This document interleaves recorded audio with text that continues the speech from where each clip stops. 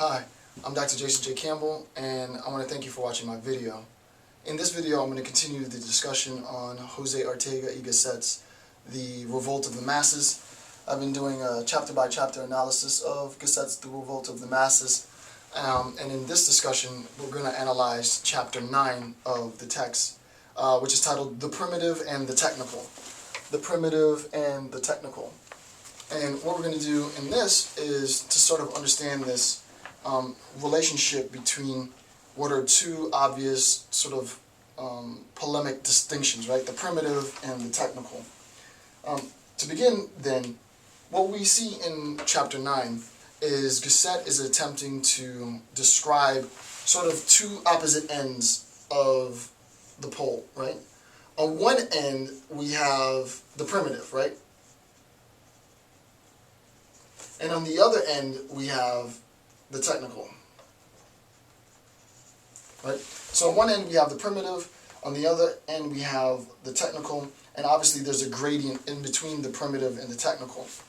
And what Gasset rather sort of ingeniously is going to do in this discussion in Chapter 9 is he's going to describe that this perceived sort of separation, this perceived polemical relationship between the primitive and the technical really isn't that disparate, right? It really isn't that separate, right? It really is the motivations behind the primitive and the technical aren't really so divergent. At first glance, it seems as though it's rather obvious that you have primitive, an idea, a concept of that which is primitive, and then we have the idea of that which is very technologically advanced, and you can see that, well, they seem to be in sort of antithetical relationship. But what Gasset does in this chapter is to describe all of the relationship, the nature of the substance of the relationship between the primitive and the technical, and he does so with reference to civilization. Right? He does so with reference to civilization. So he uses this notion of civilization as the overarching construct wherein he's going to describe the separation between the primitive and the technical. And what we're going to do is, what I'm going to do in this analysis of Chapter 9 is I'm going to hopefully make it clear to you how he talks about these three notions: the relationship between civilization and the primitive, between civilization and the technical, and the relationship between each one of these three concepts independently. Okay, so let's look at what Gasset does in Chapter 9, again titled The Primitive and the Technical. The first thing that Gasset wants to do, and he's actually addressed this previously in another chapter, is he wants to talk about the masked man, right? And we, if you've been watching the videos, have an understanding of what the masked man is. The masked man is the man who has no appreciation for anything outside of himself. The masked man is and views himself as the perfection of all men. The masked man believes that his time, his generation, his era is the peak of all eras, right? That everything before him was beneath him. Nothing after him will supplant him. That he is the apex, obviously, in his perfection and in his sort of intellectual abilities.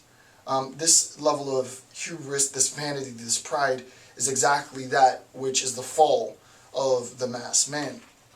So, to begin, Gasset says, all the increased material possibilities which life has experienced run the risk of being annulled when they are faced with a staggering problem that has come upon the destiny of Europe, and which I once more formulate: the direction of society has been taken over by a type of man who is not interested in the principles of civilization. So, what he's saying is that all the possibilities, all the things that technological advances can produce, right? All the potential for technology, and some of the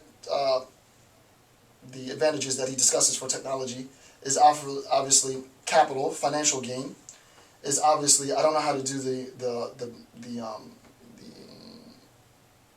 medical symbol, but we'll just put medicine, MED, right? Health, technology, and these are just some, right? Technological advancement increases capital. Technological advancement increases health. Technological advancement obviously increases knowledge. So these are just three of the benefits of technological advancement. Technological advancement can increase capital, can increase money. Technological advancement, he specifically throughout the whole chapter talks about motor cars. Technological advancement can increase money. Technological advancement can increase medicine. He talks about aspirin. And technological advancement obviously increases knowledge. And he talks about sort of the conditions that were necessary to bring about the scientific enlightenment, right? The Enlightenment. He says, however, that the direction of society has been taken over by a type of man who is not interested in the principles of civilization, right?